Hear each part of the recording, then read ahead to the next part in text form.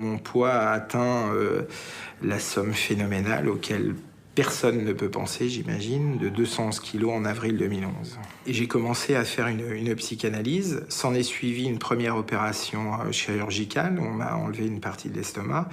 Et là, j'ai perdu une quarantaine de kilos. Et puis, chasser le naturel, il revient au galop.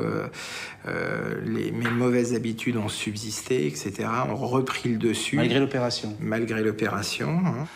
Et vous avez regrossi? Et j'ai regrossi. Et là, réopération?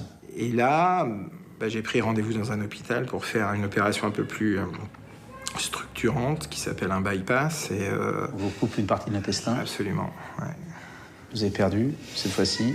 Et là, j'ai perdu plus de 80 kilos. Et puis j'ai recommencé ce que j'avais su si bien faire par le passé, c'est bouger mes fesses. Et là, j'ai commencé à marcher tous les jours.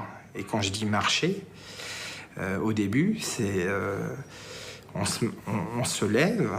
Le fait de se lever, on sue.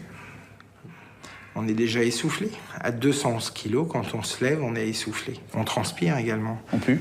On pue, bien sûr. Tout est compliqué. Donc vous avez perdu combien de kilos là? Alors aujourd'hui, j'ai perdu plus de 80 kilos. Vous pesez? Je pèse un peu moins de 130. Vous êtes donc encore très gros? Je suis encore en obésité, absolument.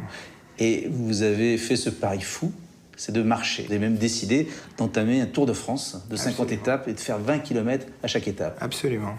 J'ai décidé de faire cette marche de 1000 km au travers de 50 étapes de 20 km. À la fois pour moi, parce que à 130 kg, voire même à 120 kg, faire 20 km tous les jours, ça reste quand même un challenge. C'est comme si j'avais des grosses valises, c'est comme si je revenais du supermarché avec des packs d'eau, un dans chaque main. Mais c'est important de commencer à marcher avec tous ces kilos en trop, puisque c'est exactement ce que je veux montrer. Je veux montrer qu'on peut être en surpoids, on peut être en obésité et faire des choses. L'idée, c'est d'expliquer au plus grand nombre que derrière l'obèse, il y a une personne.